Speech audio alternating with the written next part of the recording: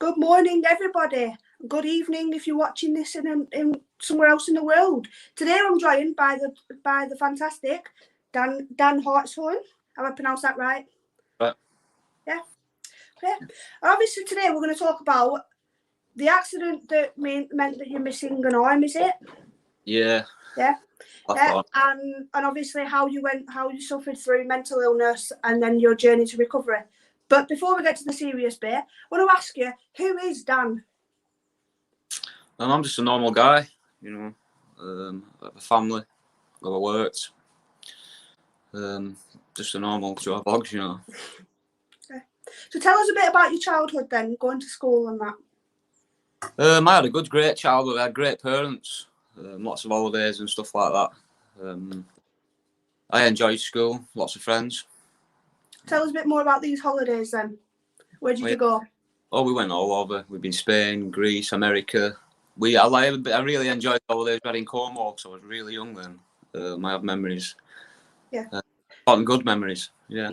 So do you have a particular favourite holiday that you went on? I got I think America. I went to New York when I was 14, yeah. We have some family over there, so we stayed with family. It was great. Cool. It was like something out of a movie, Yeah. I'd love to go to New York. I'd like to go at Christmas time to see all the Christmas trees because I love Christmas trees. Yeah, I believe Adam doesn't. I do. A big Christmas tree in Times Square there. Yeah, I want to go see it. That's one of my dreams, things I want to do before I die. Yeah. Yeah. So tell me more about school. I went through school average, I didn't do too good in my GCSEs. I think that's like a commitment in the later years of school as you're getting older. Yeah. And then I left school and I went to work for a car parts company. I tried getting an apprenticeship, but my grades weren't good enough. So I did a year with a car parts company just on an auto production line. And then I applied again for my apprenticeship. And I think when we did the determination, they decided to test me and see if I, was suitable for the apprenticeship, and I passed. And so I got the job I wanted. And what job was that? I started working as a mechanical engineer, a trainee in a soft drinks factory, making soft drinks for Tesco's, Asda's, all the big supermarkets. Yeah. Job. So did you have any particular favourite teachers or teachers you just didn't like at school? Well, not really, no. Not really. No, I didn't. Everybody's got to have one of those teachers that they just really, really hated. There was one teacher when I was in a music lesson and was messing around. She hit me with a book. I remember Mrs. Bedford, I think she was called, Longshore Junior School. Yeah. Oh, God. Right. So obviously, we know from your bio that you suffered mental illness from an accident at work. So tell us more about that accident. I worked for a company called Joe Lauder. They specialise in looking after conveyor systems for packaging companies, delivery companies, Amazon, DPD, DHL, all the big names. And my job was to attend these companies and to carry out servicing, and also to attend and carry out when they've called through for a breakdown, to attend and fix whatever problems they had. And that one day, I'd gone to a site, and the events of that day led to me losing my arm. It wasn't easy. I can't remember if it hurt. I don't remember pain. I just remember it. I remember it was bad when I was led there, on the floor with dampers. I was in hospital for 2 weeks. They removed my arm pretty much straight away. And that was a massive struggle because you couldn't have visitors. I was taking lots of drugs, lots of pills, and I was crying every day. It was horrible. Yeah. And did your wife support you through it? Yeah, my family and my wife, they've been honestly, I'm welling up a little bit. Yeah. But I think take all the time you need. Yeah, I think that with them, they've made my journey a lot, more comfortable. Yeah. My dad's been a big help. You know, my family, even my kids, man. And that's brilliant to hear that obviously your partner stood by you and your kids and your mum and dad were around and you had all that support that you needed to obviously get yourself through that traumatic time. Obviously, I'm not going to go any further into it because I can see that it's already upsetting you. Yeah. So tell me about the amputee camp, how you found that. Well, I was at home a lot on the couch. Wife would go to work, the kids were at school, so I found a lot of my time was on social media, just scrolling again and again, over and over. And I started adding other amputees and joining amputee groups. And I met a guy called Ben Lovell, and from day one, he sort of started changing the way I looked at my life. He'd check in with me. This guy, he plans walks, and he has like a big gang that go, you know, the Amp Camp gang, you call it. I've been on a walk with him, and that's how I sort of got talking about this retreat in Tenerife. And he told me that he could change my life the way he said it didn't all have to be like it was, you know, suffering on the couch every day, crying, thinking the worst. I mean, it's been really bad. I felt really good after I'd done the first walk that I did with him. And then he talked about the Tenerife trip, and it sort of went for there. My solicitor, I think he sponsored me, and he covered the cost for me to get out there. So I'm very grateful for that as well. And once I got out there, it was very nerve-wracking. It was like going in a Big Brother sort of thing, you know. A lot of these people were strangers, so it was hard. But straight away, I started to feel better. They were doing morning exercises, healthy drinks in the morning. It was all healthy food, and it was great. We were amputees. We sat around the table, you know, for hours, you know, just talking about each other's experiences, getting tips. You know, I found out a lot of things I didn't know, and I think it gave me like a mindset, you know, for when this dread and this sort of worry inside you comes. You know, I've learned how to deal with it quickly. I mean, you can have a bad day. It doesn't have to be a bad week, bad month. Yeah. Yeah, definitely. I mean, just by waking up in the morning, obviously, if you're feeling low, you're feeling a bit, you know, just by getting out of bed and actually getting up and making your bed and then looking at the bed and thinking, I've done that. Something as stupid as that. That's right, yeah, something as stupid as that might seem stupid, but then in that moment where you're feeling a bit down, it helps you. It helps you to like motivate you to do the rest of the day. You know, if you can get up and make your bed and get dressed, or even make your kids breakfast and get them off to school in the mornings, that's those little achievements that might sound stupid, but those little achievements mount up, and then all of a sudden you've got through the whole day, and you can be proud of yourself at the end of the day to say, I've got through it. And if I can get through today when I'm feeling really low, I can get through anything. It's about having those positive affirmations. I mean, I don't know how much they covered it. The way I deal with it is I'm trying to be really positive now. And, you know, if I get up and I think these bad thoughts, I'm going to put myself in a bad place. And it's hard to shake. So I try and get up. I got to a point where I was snapping at my kids. I was, you know, me and my wife, we weren't working as a team. We was against each other. But I find now if I just mentally think about everything I'm doing before I speak, you know, my actions. And since I've got back from this camp, the life's been a lot better at home. My kids are smiling. You know, me and my wife are getting on better than ever. We're making plans. It's really turned my life around. Yeah. So obviously I don't know how much they went into like self-care or anything like that, but obviously self-care is going to be one of those big things, isn't it? Making sure that you take some time for yourself. Learn how to obviously adapt to life with one arm while you're waiting for a plastic one. I mean, I don't know what the correct term is. Sorry if I'm saying plastic one. All right. We call it a prosthesis. Yeah. I couldn't think of the word. I think all it is with my injury is because it took my skin down my arm as well, so my arm had to be wrapped with skin from my legs. So we've been waiting for the healing. I actually just had my letter off the hospital to go and meet the prosthesis. So yesterday I was over the moon.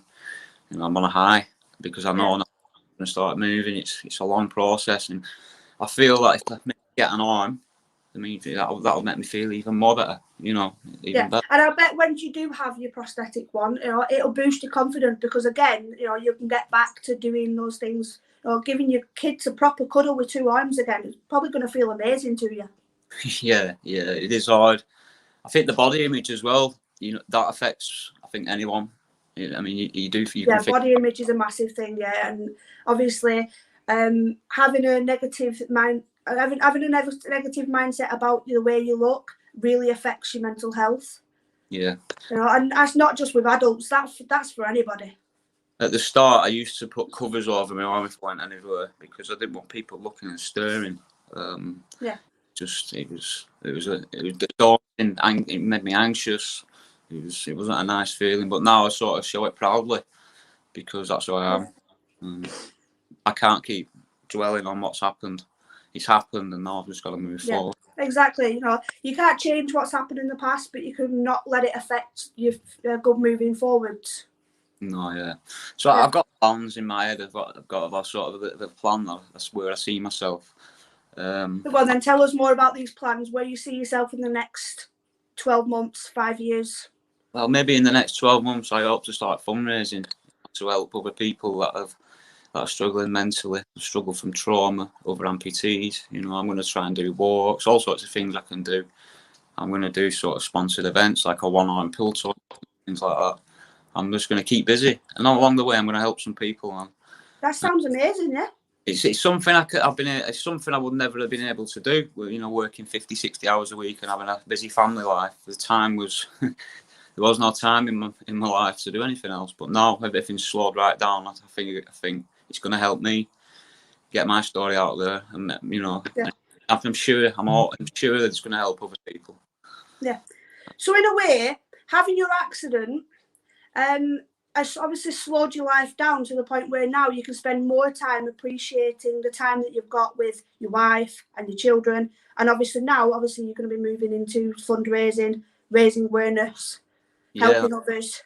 So do you feel like that can be the silver lining on it? Every cloud has a silver lining. That's the silver lining of your accident. Yeah, definitely. I mean, I try and look at it as a positive thing now, rather than the downsides. I mean, the downside, I've lost an arm. It's hard. Not the end of the world. It's not the end of the world, because still here. And my friends, they go out their way to make me comfortable and make sure I'm okay. We've got a couple of people. Robert Mountain has said you're an amazing, inspirational man. Yeah. Yeah, and Elaine Royal, she said, "Go, Danny," with a couple of kisses. Yeah, she's my sister. So you've got lots of support behind you. Yeah. Yeah, which is brilliant. So, taking it away from the serious things, tell us about how did you meet your wife? I met my wife in a nightclub. Yeah, that's where we met. We met in a nightclub in Preston. We used to get with the lads, my brother and friends.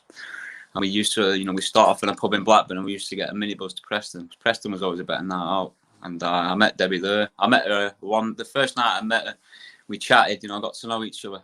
And then I was sort of going back every week to try and find her. We didn't really exchange names, numbers or anything. And it must have been a month or two, of going every week before she was finally there again. So, and that's what it took. It went from there then. One of those cheesy little chat-up lines. Yeah. Yeah. So how long was you together before you decided to ask her to marry you? I think maybe 5 years. Maybe 5 years, I think. About 5 years. Yeah. And you've got, is it 4 gorgeous children? I've got 4 children. I've got a lad at 18, Nathan. And then I've got Amelia at 6, Olivia at 7, and Joshua at 4. Oh wow, they're good ages. Yeah, but I also look at this, with this accident now. I look at it as I get time with my kids, whereas I wouldn't have had that time before. So I'm doing this. I get to see them off from school, pick them up from school. I can make them dinners. If they're off, I make the breakfast.